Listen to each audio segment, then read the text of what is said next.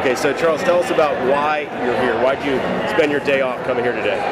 So it was a good Friday. We had a day off from the facility from working, so I decided to, Lorenzo, he hit me like, yo, we got an event going on this morning. So it wasn't no, preempt motivation. It was just like, yo, I'm gonna go to this event, and came here, walked in, and it was more than what I actually thought. So you see these kids who are intending to be law enforcement officers, and you talk to them about the discipline you had in ROTC.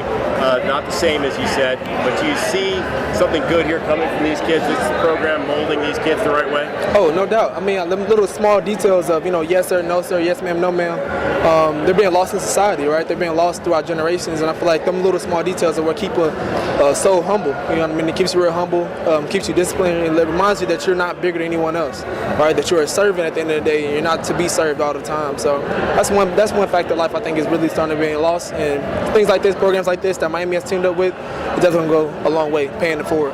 Is there also an effort here to create police officers who are mindful of the community, police officers who are fair? Because the NFL has had a long stand, last few years, a lot of players have spoken out against police brutality. Do you see this as a way to create police officers who do the right thing? Oh, no doubt about it. I mean, you started when they're young, right? It's about being proactive, right? You let a child know when they're young about what does it really mean to be a police officer versus someone that's older in age.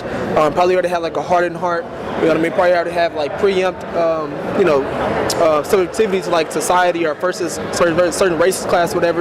You get them while they're young. You mold them into that perfect, or not perfect, but that great, fair police officer.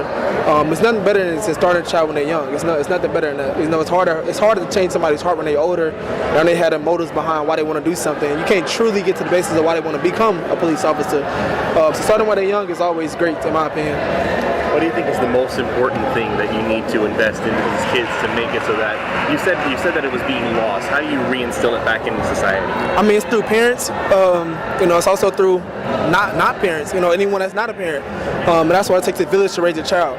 And when they say village, it's not just talking about the mother, the father, and then the grandparents, something like that. It's talking about the friends. It's talking about the peers. It's talking about the mentors, the people that may cross this any day of time. Like I was saying earlier at the end, it's not about creating miracles, right? It's not about how do we fix the world. Okay, we're going to come with this new drug or pill to fix the world, or this new depression pill to fix everybody's depression. No, you talk to the person that is depressed, and you help them out of a situation, or you go out here and you be the change, you be the miracle. You know what I mean? Like, the whole stigma behind police officers, it can be diluted if you're a great police officer. Like, it's a domino effect with life.